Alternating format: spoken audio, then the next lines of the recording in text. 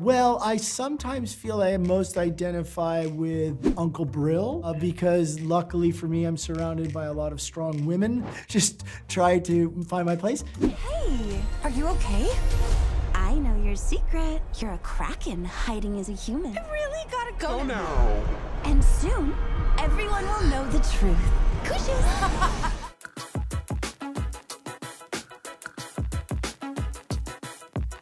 So Kirk, you've directed movies like The Croods, Spaceships, and Vivo. Now in Ruby Gillman, you created an entirely different underwater universe in which krakens are not monsters, but amazing creatures. So what was the main challenge, the biggest challenge you had during this new process? At Dreamworks, it was a great challenge, but the artists love a challenge. And the greatest challenge was creating an underwater world that we'd never seen before, that allowed us to keep a scale and a scope that krakens could inhabit, these giant mythological creatures, but was at the same time both appealing and elegant, because this is a movie centered about a female lead. It's the first female lead in the title in Dreamworks history, and we wanted this world to be beautiful. We wanted it to be appealing. We were very lucky our production designer, Pierre-Olivier Vincent, did all the How to Train Your Dragon series, so we knew the world building was in great hands. So at the same time you had the good krakens, you took a massive powerhouse character from Disney, the mermaid, and made it the villain. It sounds so much like a throwback to Dreamworks back in the 2000s. Is it like making fun of Disney and fairy tales? We were more intrigued by the idea that we were just subverting tropes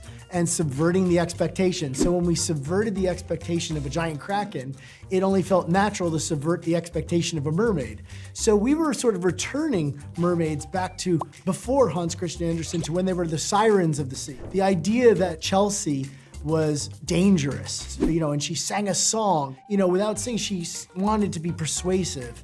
And I think that was a really great opportunity because it's about a teenage girl in high school where you want to be liked, you want to be told you're certain things, and so this is a little cautionary tale about who to listen to. For generations, krakens have protected the seas, keeping us safe from the most power-hungry and dangerous creature of all.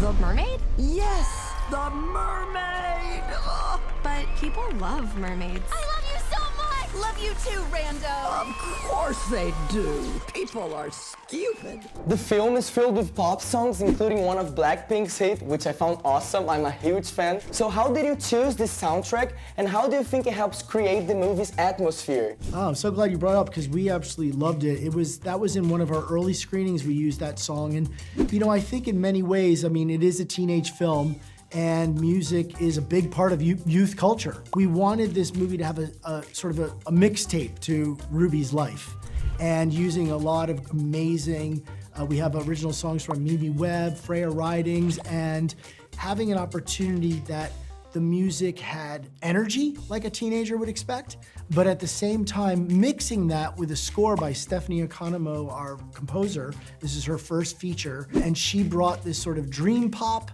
80s dream pop vibe to the score, which feels very non-traditional, but again, had something that was special and unique to Ruby's life. Krakens are majestic creatures and noble protectors. I'm just Ruby Gillman, normal teenager. Is there any character from Ruby Gillman you most identify with, and why? Well, I sometimes feel I most identify with Uncle Brill because luckily for me, I'm surrounded by a lot of strong women. Just try to find my place.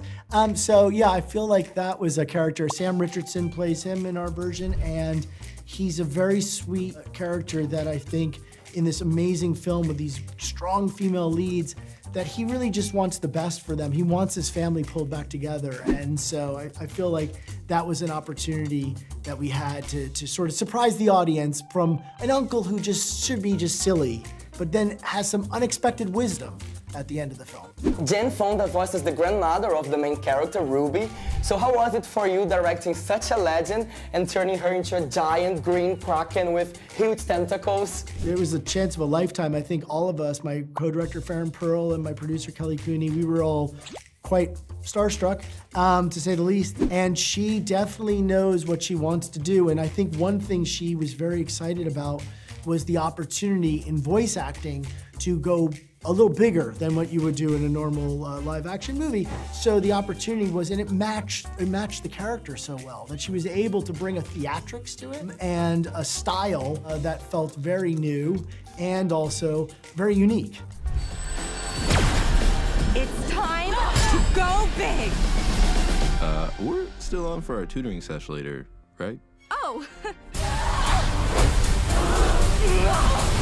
Anything for my algebra? You're what now? I mean, bro!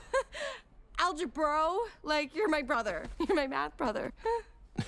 You know, I think I like the first one better.